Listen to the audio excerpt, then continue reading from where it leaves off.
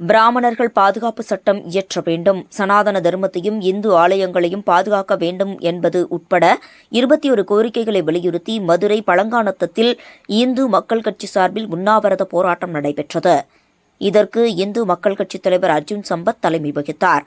பாஜக மூத்த தலைவர் ராஜா, தென்னிந்திய ஃபார்வர்டு பிளாக் கட்சித் தலைவர் திருமாறன் உட்பட பலர் பங்கேற்றனர். உண்ணாவிரதம் இருந்தவர்கள் பிராமணர்களை இழிவுபடுத்தி பேசுபவர்கள் மீது நடவடிக்கை எடுக்க வேண்டும் என்பது உட்பட பல்வேறு கோரிக்கைகள் எழுதப்பட்ட போர்டுகளை பிடித்திருந்தனர். இதில் இந்து மக்கள் கட்சித் தலைவர் அர்ஜுன் சம்பத் பேசியதாவது: தமிழகத்தில் பிராமண எதிர்ப்பு, கடவுள் எதிர்ப்பு உள்ளிட்ட கொள்கைகளில் பெரியார் தீவிரமாக இருந்த காலத்தில் அவரிடம் அரசியல் பயின்ற அண்ணா பெரியாரின் கருத்திலிருந்து மாறுபட்டு திமுகவை நடத்தினார். அண்ணாவின் வழியை கருணாநிதியும் பின்பற்றினார். கருணாநிதி ராமானுஜ காவியம் இயற்றினார். அண்ணாவும் கருணாநிதியும் திமுகவில் பிராமணர்களை சேர்த்தனர். தமிழக முதல்வர் மு.க.ஸ்டாலின் இதற்கு மாறாக நடந்து கொள்கிறார்.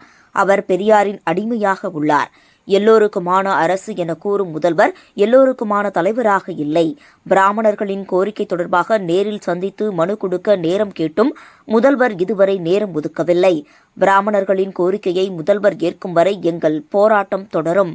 ஒரு சமூகத்தை இழிவாக பேசும்போது எப்படி வன்கொடுமை சட்டத்தின் கீழ் நடவடிக்கை எடுக்கப்படுகிறதோ அதேபோல் பிராமணர்களை அவதூறாக பேசுபவர்கள் மீதும் நடவடிக்கை எடுக்க வேண்டும் என அவர் பேசினார்.